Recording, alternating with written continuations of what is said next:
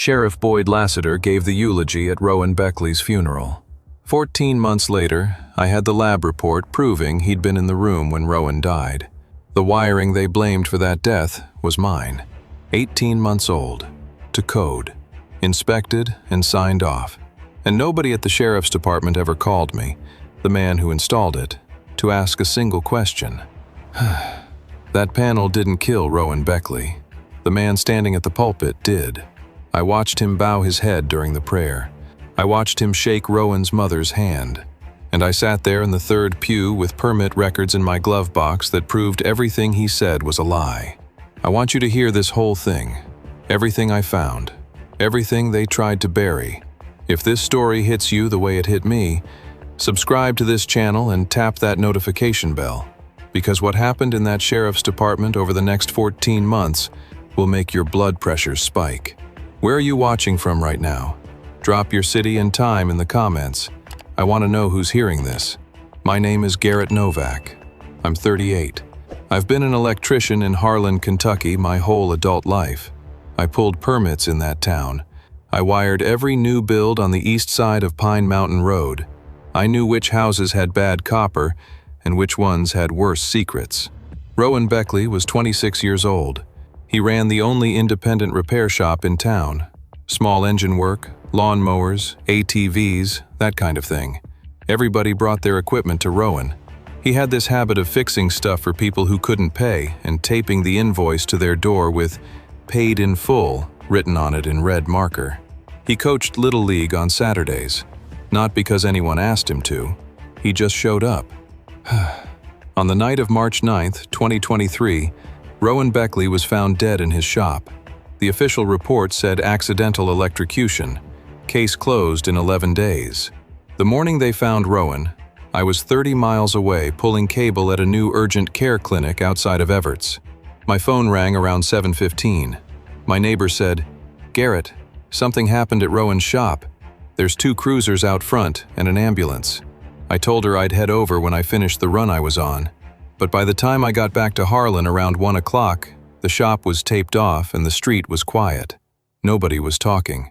People I'd known 20 years walked past me on the sidewalk and didn't say a word. I grew up 3 houses down from Rowan's parents on Clover Fork Road. His mother, Patsy Beckley, used to bring me lemon cake when I passed my journeyman exam. Rowan's father sold me my first truck for $800 because he said I reminded him of his own kid. So when Rowan died, it wasn't a news story to me. It was personal. Let me take you back to March of 2023, the week my town stopped making sense. The first thing that bothered me was the timeline. Rowan was found at 6:47 a.m. on a Thursday morning by his shop assistant, a kid named Trent Osley. Trent came in early to open up because Rowan had told him the night before he'd be working late on a generator rebuild. That part checked out. I'd seen the generator sitting in Rowan's bay the previous weekend. Big commercial unit, probably worth a couple thousand. What didn't check out was the official cause of death. The coroner, a man from over in Letcher County they brought in because Harlan's coroner was on medical leave, ruled it accidental electrocution. Said Rowan made contact with a live wire feeding the shop's 240-volt panel. The report listed improper wiring and exposed conductor as the contributing factor. I read that and my hands got still. Because that panel, that specific panel, I installed it on September 17th, 2021. I had the invoice in my filing cabinet at home. I had the permit number. I had photographs I took the day I finished, which I always do because insurance. There was no exposed conductor. I don't leave exposed conductors. I've been licensed for 16 years and I've never had a code violation. Not one. So I called the sheriff's department, got transferred around, sat on hold, and got disconnected. I called back and asked for the investigations unit directly. The receptionist told me the case was handled by Sheriff Lassiter himself. I said I had information about the wiring. She put me on hold for 9 minutes. I counted, and came back and said the sheriff was unavailable and would return my call. He never called. Not that day, not the next. I called back twice that week, voicemail both times. Now, there was a guy in town named Colton Pridemore. He owned the lot next to Rowan's shop and ran a tow service. Colton and the sheriff went way back, hunting buddies, poker nights, that kind of thing. And Colton had been trying to buy Rowan's property for over a year. Rowan told me himself back in January that Colton had made him 3 offers and he'd turned them all down. Said the last one came with what Rowan called a weird energy. He didn't explain what he meant by that, and I didn't ask. I started wondering about Colton. He had motive, he had proximity. His lot shared a fence line with the shop. He could have walked over there at midnight and nobody would have thought twice. I drove past the shop on March 18th, 9 days after Rowan died. The crime tape was already down. The door was padlocked. But I noticed something. The electrical meter on the outside wall had been replaced. Brand new. The old one, the one that would have recorded the load data from that night, was gone. That meter belonged to the power company.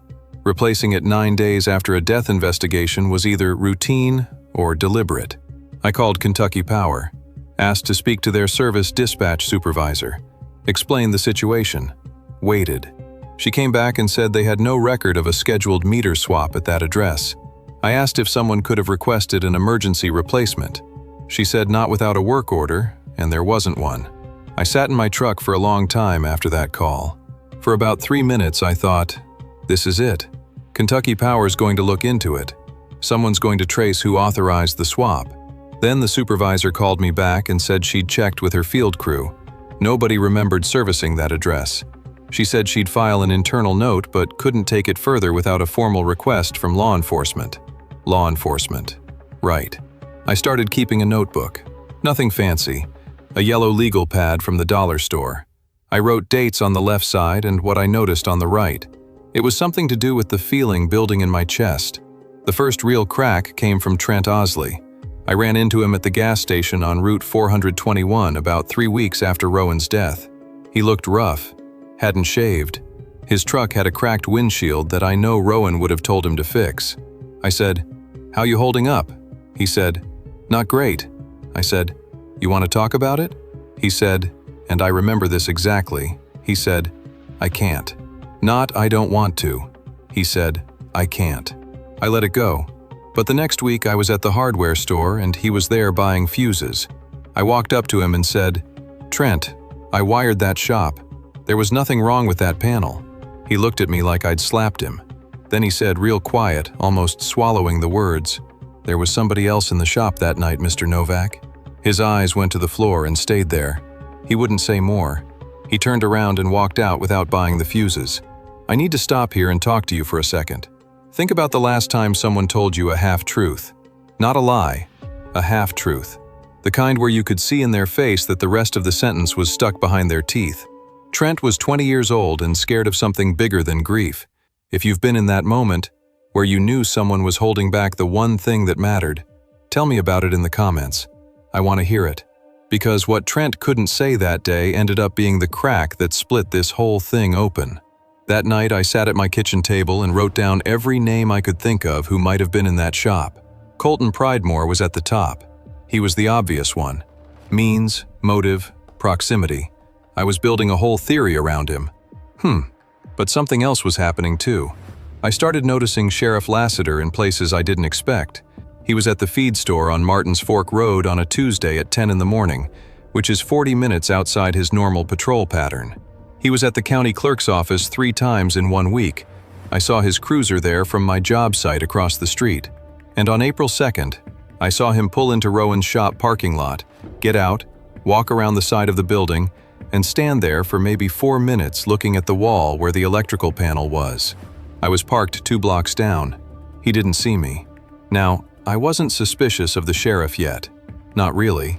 I figured he was doing follow-up work on the case. Maybe he was being thorough. I gave him that benefit because I'd known Boyd Lassiter for a decade and a half and he'd always been, I don't know, competent, straightforward. He fixed my taillight once at a traffic stop instead of writing me a ticket. That was the kind of thing he did. The next afternoon I drove out to see Patsy Beckley. I told myself I was checking on her. And I was. But I also needed to be near something that still felt real. She opened the door in a housecoat. Her eyes were swollen. She had a pot of coffee going and poured me a cup without asking. We sat at her kitchen table and she talked about Rowan. how he used to sing in the truck when he thought nobody was listening, how he'd call her every Sunday at exactly 6 o'clock. I didn't say anything about the meter or the wiring or the sheriff. I just sat there and let her talk. And for a little while, the knot in my chest loosened. But then, April 14th happened. I finally got through to the sheriff's office. Not Lassiter, his deputy, a woman I'd never met. I told her about my wiring installation, the permit, the photos. I said I wanted to formally request that the investigation be reopened based on new information. She transferred me to Lassiter. He picked up. Calm as Sunday morning. He said, "Garrett, I appreciate your concern, but the coroner made his ruling and we're satisfied with the findings. The family's been notified. I'd suggest you respect their grieving process and let this rest." I said, "Boyd, that wiring was mine, and it was clean." And he said, and I'll never forget this, he said, "Garrett, sometimes good work fails in ways we don't expect. That's not your fault, but it's also not a crime." That was the first cruel thing he said to me. Not because it was mean, because he used my own pride, my reputation, my work, as the weapon. He made it sound like he was protecting me, like he was doing me a favor by letting me off the hook for Rowan's death. And in that one sentence, he made sure that if I kept pushing, it would look like I was the one who couldn't accept that my wiring killed a man. That call changed everything. I hung up and I didn't move for probably 20 minutes. I was sitting in my truck in the Walmart parking lot. The engine was off. It was starting to rain. I could hear shopping carts rattling across the asphalt, and the fluorescent lights on the awning were buzzing that high-pitched whine they make when a ballast is going bad. I used to think about buying a piece of land out past Baxter. Nothing big, just enough for a shop of my own, a pole barn, somewhere I could take jobs without driving 40 minutes to the site. That was the plan before all this, before Rowan. Now I was sitting in a parking lot in the rain, chasing a dead man's case. I wasn't thinking about Colton Pridemore anymore. I was thinking about why the sheriff of Harlan County personally handled a routine accidental death investigation, why he never returned my calls, why he visited the shop weeks after closing the case, why the electrical meter disappeared. And I was thinking about what Trent said. There was somebody else in the shop that night. I needed to see the actual death report, the full one, not the summary the newspaper printed. I filed a public records request with the county clerk on April 19, 2023. The clerk, a woman named Irene Calder, processed it without blinking. She said it'd take 7 to 10 business days. It took 31 days, and when it finally arrived, 4 pages of the 11-page report were redacted. Not sealed, not classified. Redacted with black ink. The sections covering the physical evidence description and the scene photographs were completely blacked out. I called Irene. She said the redactions came from the sheriff's office before the file was forwarded to her. She sounded uncomfortable. I said, "Irene, is that normal?" She paused. A long one, the kind where you can hear someone choosing their words. Then she said, "In 22 years, I've never seen a coroner's report redacted by a sheriff's department." Another pause. "I'm telling you that as a private citizen, not as the county clerk. Have you ever looked at a document and known, just known in your bones, that the missing parts were the only parts that mattered? That's where I was, holding a document that told me everything by telling me nothing. There's a moment in something like this where you stop being curious and start being committed. For me, it was standing in my kitchen at 11 at night, reading those 4 blacked-out pages. Patsy's lemon cake was still on the counter. She'd brought one over that afternoon, same recipe, same tin she always used. And I was holding a document that proved the man who eulogized her son had blacked out the evidence of how he really died. That's the hardest kind of cut. From sweetness to betrayal. No warning, no transition. I didn't sleep that night. And what kept me awake wasn't anger. It was the realization that the person who didn't want me to see those pages was the same person who gave Rowan's eulogy. He stood in front of Patsy and talked about what a fine young man their son was. And the whole time, he knew. I drove to Colton Pridemore's lot on May 3rd. I'd been building a case against this man in my head for 7 weeks. I had motive, opportunity, the property dispute. I was ready to look him in the eye and see what I could shake loose. His office was in a double-wide behind the tow yard. Smelled like transmission fluid and burnt coffee. Colton was 53, heavy-set, had a voice like gravel scraping concrete. He saw me and said, "Garrett Novak, didn't expect to see you over here." I told him I wanted to talk about Rowan. He shifted in his chair, picked up a pen, put it down, said, "Look, I got a tow coming in 20 minutes, so what exactly are you after?" I said, "The property offers, the ones you made to Rowan." He said, "What about them?" I said, "You made 3. He turned them all down, and then he died." Colton's jaw tightened. He leaned forward and said, "Now hold on. I'm not… Look, you want to throw accusations around, you can get out of my office." He pointed at the door. Then he stopped. He glanced at the window, looked back at me. Something in his face changed. Not anger anymore, something closer to exhaustion. He said, "Here's the thing, Novak. I made 3 offers, fair offers. He said no. That's business. That's all that was." He paused, rubbed his hand across his face. "But that 4th offer, that wasn't me." I said, "Who was it?" He lowered his voice. "That came through Boyd Lassiter. And Rowan said no to that one too, 2 weeks before he died." I sat there in his greasy office chair and felt the whole floor shift under me. Colton kept going, talking faster now, like he'd been holding it. He said the sheriff had been pressuring him for over a year to acquire Rowan's property. There was a county infrastructure deal, a new vehicle maintenance facility that the sheriff's department wanted built on that stretch of road. The county had already earmarked $1.7 million in federal funds. The only problem was, Rowan's shop sat right in the middle of the proposed footprint, and Rowan wouldn't sell. Colton stood up and looked out the window. Then he turned back to me and said, "Look, I'm telling you this because I'm tired of being the guy people whisper about at the hardware store. I didn't touch that boy, but somebody did. I left his lot with my legal pad full and my theory upside down. If Colton was telling the truth, and the specific dollar amount and the federal funding detail checked out later, every bit of it, then Rowan's death wasn't a neighbor's greed. It was an obstruction removal for a government project, and the man who investigated the death was the same man who needed Rowan out of the way." For maybe an hour after leaving Colton's lot, I felt something I hadn't felt in weeks. Relief. I had a witness. Someone who could corroborate the connection between Lassiter and the property. I wasn't alone in this anymore. Then I was driving home on 421 and the green truck appeared. 200 yards behind me at the Clover Fork turnoff. Tinted windows, no front plates. The same truck I'd never seen before Colton's name started coming out of my mouth in the wrong rooms.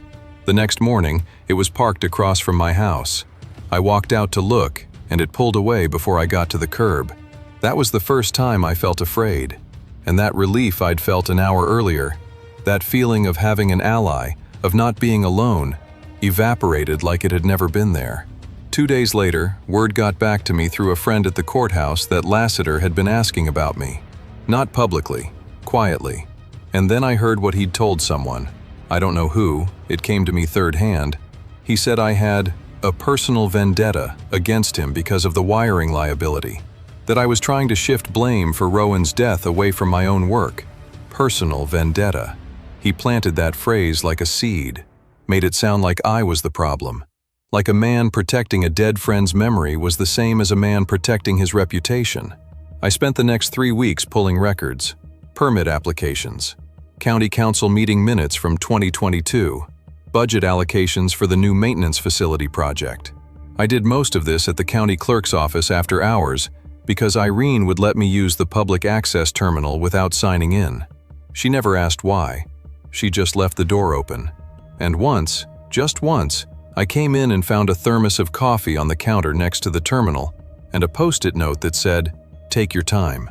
That was Irene. "I want to stop here and ask you something hard.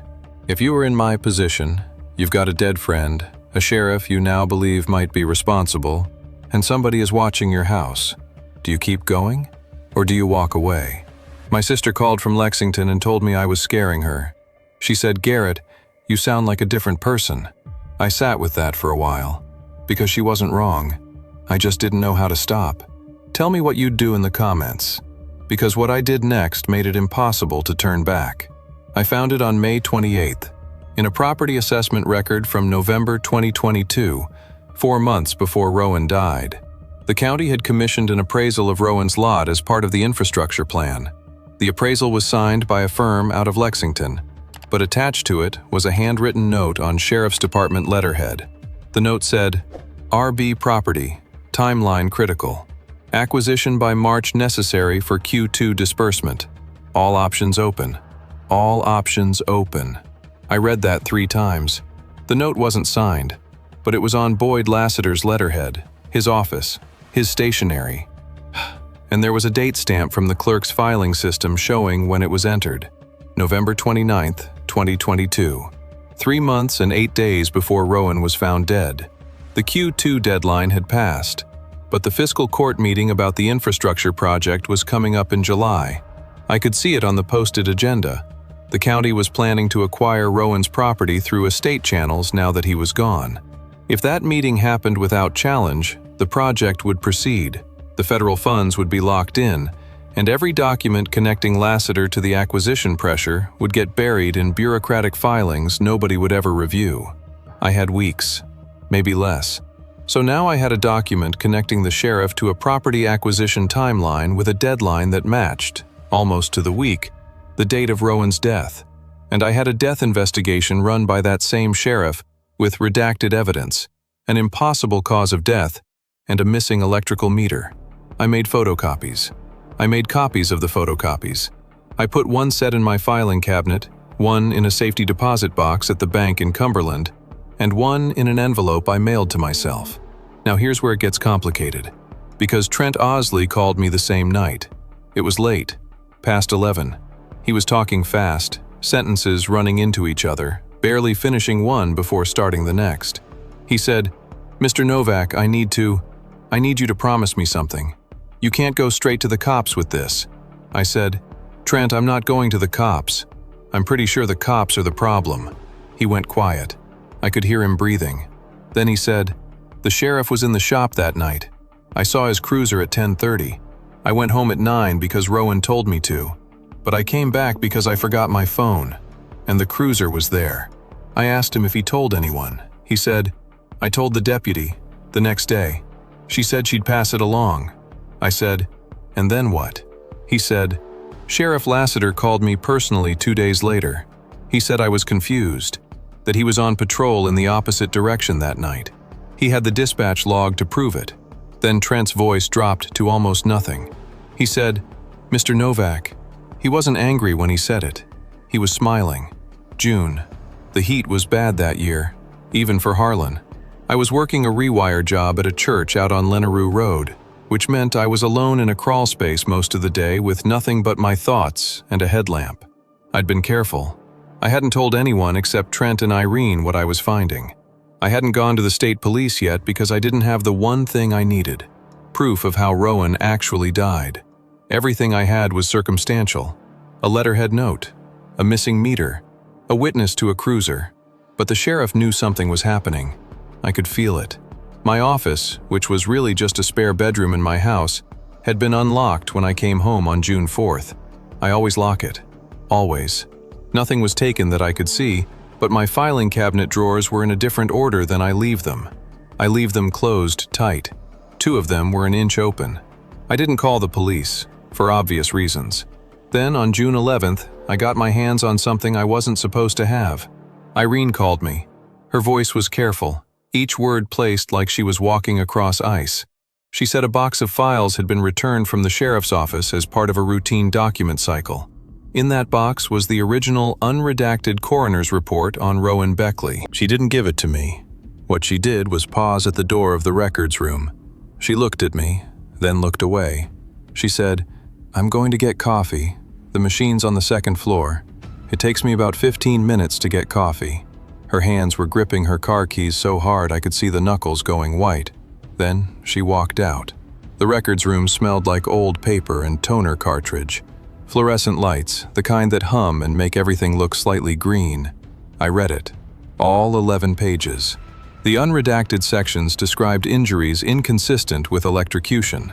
Rowan had a contusion on the back of his skull, blunt force trauma, that the coroner noted was possibly incidental to the electrical event. That's what he wrote. Possibly incidental. There was also a pattern of bruising on Rowan's forearms consistent with defensive wounds, the kind you get when you're trying to block someone's hands.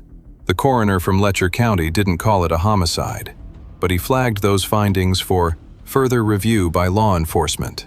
The review never happened, because law enforcement was Boyd Lassiter, and Lassiter redacted the pages and closed the case. Defensive wounds on both forearms. If you're hearing this and that doesn't make you want to break something, hit subscribe right now and stay with me, because I need you here for what comes next. I have this habit where when I read something that shocks me, I read it again out loud. Like hearing my own voice makes it real. The room was empty. The fluorescent lights were buzzing, and I stood there reading defensive wounds on both forearms to nobody. Rowan didn't die from bad wiring. Somebody hit him. Somebody held him. And then somebody staged a scene to look like he'd been killed by a faulty panel that I built with my own hands. I need to back up for a second and tell you something about Boyd Lassiter that makes this harder. Not easier. Harder. In 2019, my truck broke down on Route 119 in a rainstorm.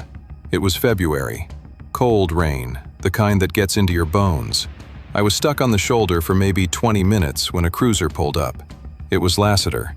He drove me to the nearest station, waited while the tow truck came, and then drove me home. Didn't say much. Just did it. And when Patsy Beckley's husband had his stroke in 2020, Lassiter organized a meal train through the church. He was there every Sunday with a casserole dish. That was who he was, or who I thought he was. I think that's the part people don't understand about small-town cover-ups. The people doing the covering aren't monsters all the time. They hold doors open. They remember your kid's name. They show up when you're stranded. But they also kill people. And then they give the eulogy. Here's where I was by late June.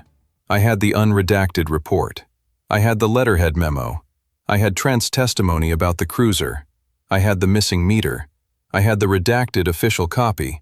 And I had something else I hadn't told anyone about yet. When I visited Rowan's shop back in March, before the crime tape came down, I noticed the shop's security camera had been repositioned. Rowan had a cheap motion-activated camera mounted on the south wall above the parts bins. It recorded to an SD card, not cloud storage. The camera was still there when I visited, but it was pointed at the ceiling. Somebody had tilted it up. I'd assumed the SD card was gone. I'd also assumed the footage had been collected as evidence during the investigation. That's standard procedure. It wasn't until later that I realized nothing about this investigation followed standard procedure. In May, when I was helping Patsy sort through Rowan's personal effects, she asked me to because she couldn't face the shop alone, I found a second SD card in a jar of bolts on his workbench. Rowan had 2 cameras. The second one was hidden behind a calendar near the roll-up door. Nobody knew about it because it wasn't visible. It wasn't even mounted. It was balanced on a shelf bracket behind cardstock. I hadn't looked at the card yet. I was waiting until I had a clean device that couldn't be accessed remotely. I bought a used laptop with cash from a pawn shop in Middlesbrough. No internet connection, no accounts. I want to pause here and say something. When you dig into the truth in a place that doesn't want it found, the truth doesn't thank you for it. It just costs you. It costs you sleep. It costs you friends. It costs you the version of your town you used to believe in. And you do it anyway because the alternative is worse. On June 27th, at my kitchen table at 2 in the morning, I put the SD card in. The footage was grainy. Timestamp read 10:22 p.m., March 8th, 2023. The camera showed the back third of the shop, including the electrical panel. And at 10:24, a figure entered the frame from the right side. He was wearing a dark jacket. He walked to the panel. He opened it. He did something with his hands for about 40 seconds. I couldn't see exactly what. Then he turned around, and the overhead light caught his face for exactly 1.5 seconds. It was Boyd Lassiter. I set the laptop down. I walked outside. It was June, and the crickets were going like they always do in Kentucky in summer, and I just stood there on my porch, breathing. I went back inside. I watched the footage again. After Lassiter finished at the panel, he moved off screen toward the front of the shop. About 3 minutes later, there was a flash, bright, sudden, and then the camera went dark. Whether the power cut killed the recording or the camera failed, I couldn't tell. But the damage was done. Not to the camera, to every lie Boyd Lassiter had built since March. The thing I kept thinking was, Rowan trusted this man. He trusted him. We all did. And now I had 1.5 seconds of video that proved everything. This is the moment where I want you to really think about what's at stake. I'm sitting in a dark kitchen with footage of the county sheriff on the night a man died, tampering with the very panel that was blamed for the death. If I take this to the wrong person, I'm done. If I take it to the right person, Lassiter is done. Would you have gone through with it? Would you have made the call? Tell me honestly. Leave it in the comments. The July fiscal court meeting was 13 days away. 13 days to decide what to do with 1.5 seconds of footage. I spent 9 of them not sleeping. Because what happened at the county meeting, the night I walked in with that laptop under my arm, is something I still can't talk about without my hands going numb. I didn't go to the state police. I thought about it. I sat with it for 9 days. But there's a thing about institutions. Once you hand them evidence, you lose control of it. They can bury it. They can delay it. They can decide it's under review for 2 years while the man who killed your friend runs the same county. So I did something else. Harlan County has a fiscal court meeting on the first Tuesday of every month, open to the public. The meeting on July 11, 2023, had an agenda item about the Vehicle Maintenance Facility project, the one connected to the $1.7 million in federal funds, the one that needed Rowan's property. I walked in at 6:58 p.m. The courtroom seats about 80 people. That night, there were maybe 40. County judge, 4 magistrates, the county attorney, 2 reporters from the Harlan Enterprise, and Boyd Lassiter. He was sitting in the second row with his arms crossed and his hat on the chair beside him. He saw me come in. He nodded. That was it. I sat in the back row. I had a backpack. Inside the backpack was the laptop, a printed copy of the unredacted coroner's report, the letterhead memo, and a USB drive containing the SD card footage. The meeting ran through its agenda items. Then the county judge called the infrastructure project item. The county attorney stood up and began presenting the project timeline. He mentioned the federal disbursement. He mentioned the property acquisition. And then he said, casually, that the property in question is now unoccupied following the death of the previous owner and will proceed through estate channels. That's when I stood up. I didn't plan what I was going to say. I didn't write it down. I just said, I have something that needs to be seen before this project goes forward. Lassiter turned around. His face didn't change. Not at first. I walked to the front of the room. I set the laptop on the table in front of the county judge. I opened it. I said, this is security camera footage from Rowan Beckley's repair shop, recorded the night he died, March 8, 2023, at 10:24 p.m. I hit play. The room was silent. 40 people watching grainy footage on a 13-inch screen. You could hear the laptop fan. That was the only sound. When the figure entered the frame, the county attorney leaned forward. When the figure turned toward the light, I heard someone, I think it was one of the magistrates, say, "Oh my God," under their breath. And then everyone looked at Lassiter. He didn't run. He didn't shout.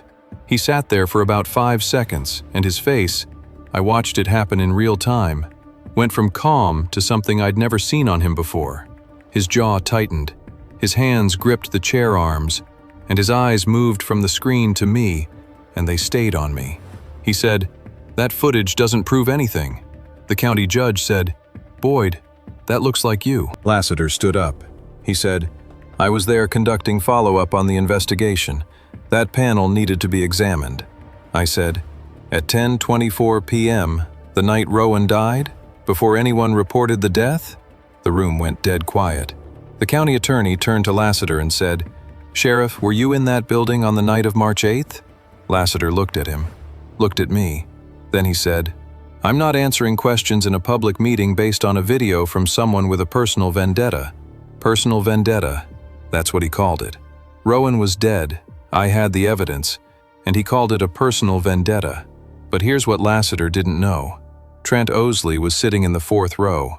I hadn't told him to come. I didn't even know he was there. but he stood up. He stood up and he said, "I saw your cruiser there that night, Sheriff. I told your deputy, and you called me and told me I was confused." One of the reporters started writing. Then Lassiter did something I still think about. He looked at Trent, and for half a second, maybe less, his face crumbled. Not anger, not strategy, something underneath all that. Exhaustion, maybe, or guilt so old it was part of his face now. It passed in a blink, but I saw it. Then his mask came back. He pointed at me and said, "You don't have the right to turn a tragedy into a circus, Novak. You're an electrician, not a detective. And that boy's death was an accident caused by your wiring. If anyone should be ashamed in this room, it's you." That was his last cruel quote, the worst one, because he said it in front of 40 people, and half of them had known me their entire lives. And he tried to make me the killer, with my own work, in front of everyone. But the county judge had already seen the footage, and he said 5 words that changed everything. "I'm calling the state police." The Kentucky State Police opened a formal investigation on July 14, 2023. 3 days after the meeting, they sent 2 detectives to my house. I sat across from them at my kitchen table, the same table where I'd watched the footage, and they asked me to hand over everything. The laptop, the USB drive, the unredacted coroner's report, the letterhead memo. I watched one of them slide the laptop into an evidence bag and zip it shut. That laptop had sat open on my table for 13 days. Now it was gone. I handed over the USB drive and my fingers didn't want to let go. Not because I didn't trust them, because for 4 months, that evidence was the only thing standing between me and being the man who couldn't let go. They took Trent Osley's sworn statement the same day. Boyd Lassiter was placed on administrative leave on July 15th. On August 2nd, the State Police Crime Lab confirmed that the footage was authentic and unaltered. Timestamp analysis matched the cellular tower data from Lassiter's personal phone, which placed him within 300 feet of the shop at 10:19 p.m. on March 8th. His own phone betrayed him. On August 9th, a forensic electrician, not me, an independent expert from Louisville, examined the shop panel. He determined that the wiring had been deliberately tampered with.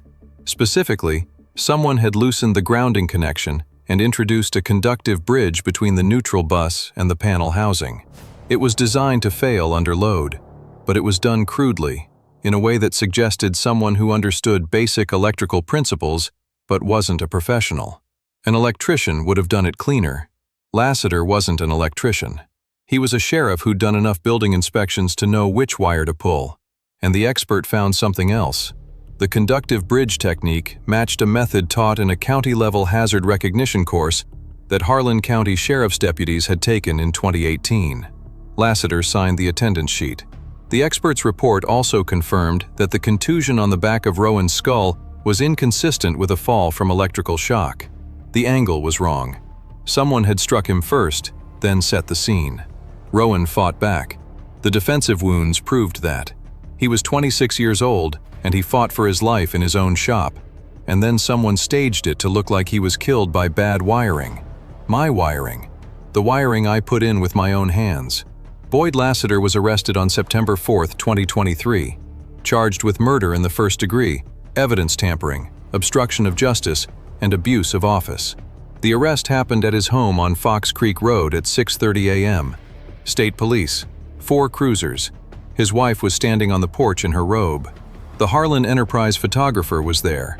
The photo ran on the front page the next morning. That night I drove to the shop, Rowan's shop. I parked in the lot and turned the engine off. It was dark. The building was dark, and I sat there. I don't know how long. Long enough that my hands started shaking and I couldn't stop them. I gripped the steering wheel and my arms were vibrating like I was holding a live wire, which was a thought I couldn't have without thinking about Rowan. I pressed my forehead against the wheel. 6 months of holding myself steady, of being careful, of checking locks and watching for green trucks and reading documents in empty rooms. All of it hit at once, like the current had finally found ground. Then I cried. In the parking lot, in the dark, with the windows up and nobody watching. I sat there until the shaking stopped. Then I drove home. The $1.7 million infrastructure project was suspended indefinitely pending a full audit of the county's property acquisition records.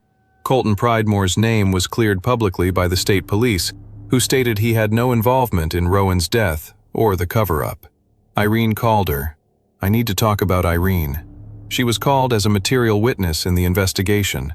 She testified that she had preserved the original unredacted coroner's report against the sheriff's instructions to return all copies to his office. She said she kept it because, and I'll paraphrase her, she'd been the county clerk for 22 years and she'd never seen a sheriff redact a coroner's report, and she wasn't about to let that happen without a record. She risked her job, her pension, 22 years of service, for a file. The trial was in January 2024, moved to Pike County on a change of venue motion. I drove up there 4 times over 2 weeks. I sat in the 3rd row. Patsy Beckley sat in the 1st. I won't walk you through every day of testimony, but I'll tell you the moment I remember most. The prosecution played the SD card footage on a courtroom monitor, 53 inches, crystal clear compared to the laptop.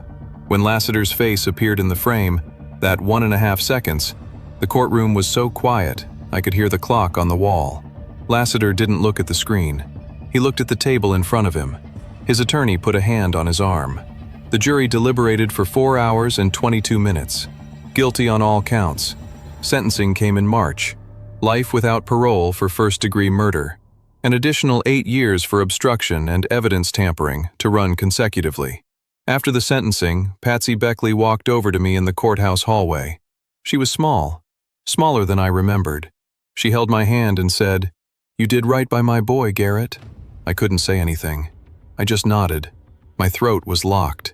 A week after the verdict, a woman from the church, I won't say her name, stopped me outside the post office.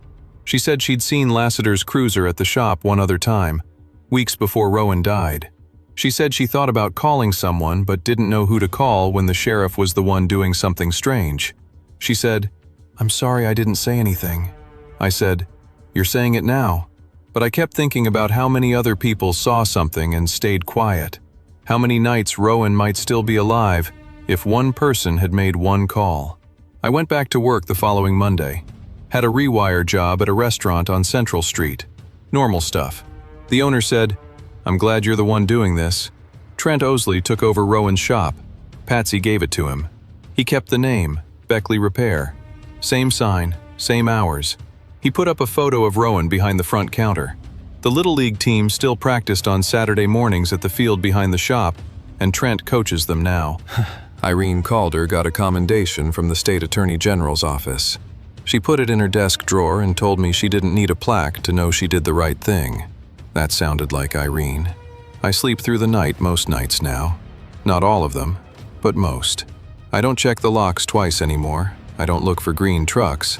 A month after the verdict, I was at the hardware store, same one where Trent walked away from me a year earlier, and a man I'd known for 30 years came up to me. He said, "Garrett, I owe you an apology. I should have listened when you first started talking." I said, "You're listening now." That was enough. It wasn't enough, but I said it anyway, because what else do you say? It's been almost a year since the trial. I still wire houses. I still pull permits. I still drive past Rowan's shop on my way to the supply house, and I still look at it every time. Trent has a new sign on the door now, "Closed Sundays," in Rowan's handwriting. He found it in a drawer and laminated it. Rowan Beckley was 26 years old. He fixed lawn mowers for people who couldn't pay. He coached kids on Saturdays. He said no when a powerful man told him to sell, and it cost him his life. I don't know if he was afraid that night. I hope he wasn't, but I think about it. Patsy Beckley still lives on Clover Fork Road, 3 houses down from where I grew up. She planted a dogwood tree in her front yard the week after the sentencing. She told me Rowan always wanted one.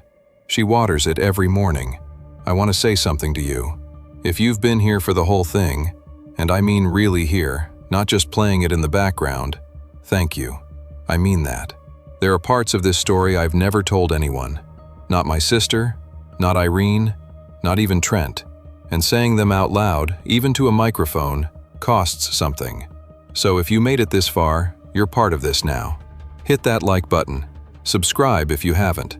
And if you know someone who's been told to stop asking questions, someone who's been made to feel like they're the problem for caring too much, send them this. Because they're not the problem. Have you ever had to fight an institution to protect someone's memory? Have you ever had someone tell you to your face that the truth wasn't worth the trouble? Tell me about it in the comments. I read every one. There'll be more stories on this channel. Different towns, different names, same silence, same lies.